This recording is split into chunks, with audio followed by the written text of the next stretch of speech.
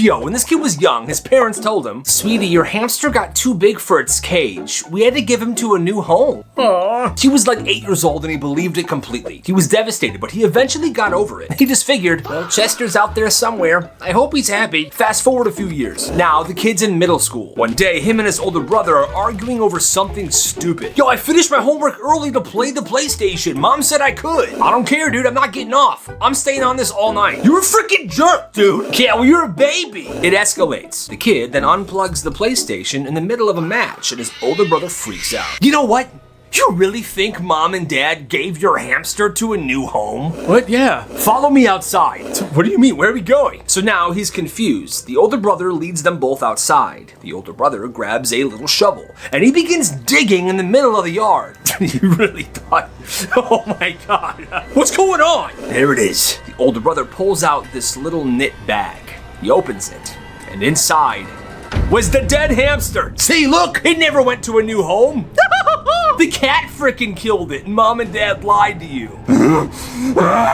For the rest of his middle school career and high school, that little brother was a menace to both his parents and his older brother. He said he never forgave them. My bike chain broke. Call Bike Boy. This neighborhood had this one kid. Everybody called him when their bike broke. He could fix anything. Flat tire, if your chain fell off, the brakes were wonky, call him. Hey, my brakes are wonky. I'm on 5th Street. You called the right guy. He showed up carrying this beat up old backpack. He drove a bike, and attached to the bike was this trailer thing that he would keep all his tools in, spare tires, chains. He had a bike pump. It was a mobile bike repair shop. He even made his own tiny business cards. Tyler's Bike Rescue and his phone number. The entire neighborhood kept them in their wallets because you never knew when you needed them. Even parents would put these business cards on their refrigerator. Business started getting bigger and bigger. Suddenly, he wasn't just fixing bikes. He would install new grips, swap the pedals out for something nicer, adjust seats, improve the seats. He was now a bike repair and customization service. Every afternoon, there'd be 2 or 3 bikes flipped upside down in this kid's driveway, and he'd be working on them. People were paying him pretty good. And by the end of summer, Tyler, this random middle school kid, became the neighborhood's official bike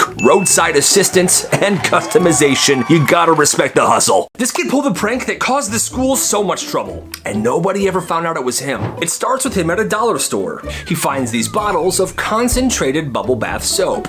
This looks fun. Like a tiny amount of this stuff would make a ton of foam. This gives me an idea. So he buys a bunch of them, fills his entire gym bag. Now this kid knows the school's layout. He knows where all the cameras are. He knows where their cameras aren't. So one weekend he sneaks inside the building. We're in. He makes it secretly all the way to the pool. The school pool. Looks around, it's empty. Obviously, it's like 10 p.m. on a Saturday. He unzips his bag and he just starts dumping this bubble bath soap into the pool. Bottle after bottle. Then he just leaves. He doesn't stick around. Didn't even wait to see what happened. Well, flash forward to Monday. He gets to school, and there's literally foam everywhere, bursting through doors, filling the hallways. The entire pool room has foam up to the ceiling. Yo. The principal's freaking out. Cancel school. This is an emergency. The kids are laughing. The entire school is talking about this. But here's the thing that this kid did not think about. That foam doesn't just sit there. It gets into the filtration system, into the tubes, the pipes. The entire pool had to be shut down for weeks. It had to be drained, rinsed, and drained like 4 times to make sure all the soap was gone. The biggest problem is that school was known for its water sports, so the polo team and the swim team had to change their entire schedules and share pools with different schools. And the craziest part, this kid didn't even tell anybody. The situation was so bad he couldn't even brag about it to his friends, so he just stayed silent.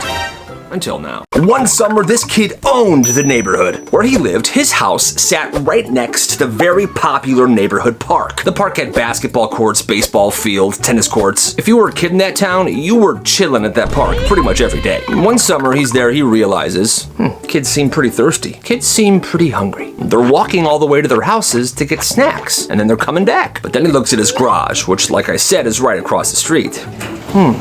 and he gets a brilliant idea. The next day, he convinces his parents to take him to Costco. He comes back with coolers, chips, drinks, candy, ice pops, ice cream. Then he opens his garage door, sets up a table, makes signs with poster board and Sharpie, and what he wrote on that sign was snacks for sale. And it works immediately. Step right up, snacks, drinks, ice cream. The baseball kids are stopping by in between games, getting a Gatorade, basketball teams coming over. He's running a freaking concession stand for the kids at the park. What a genius. Then he starts upgrading. He's putting really nice folding chairs in the driveway, sets up a speaker. Now kids aren't just buying snacks, they're buying snacks and they're hanging out. One guy finishes a basketball game and goes, all right guys, meet up at the garage. At one point, there were so many bikes piled up on this kid's lawn, everyone assumed that there was a big birthday party or something. But no, it was just business, baby. The kid wasn't charging crazy prices either. He was making a profit, but it wasn't that much of a profit. He was doing this for the neighborhood, for the kids, for summer. And baby, that sounds awesome.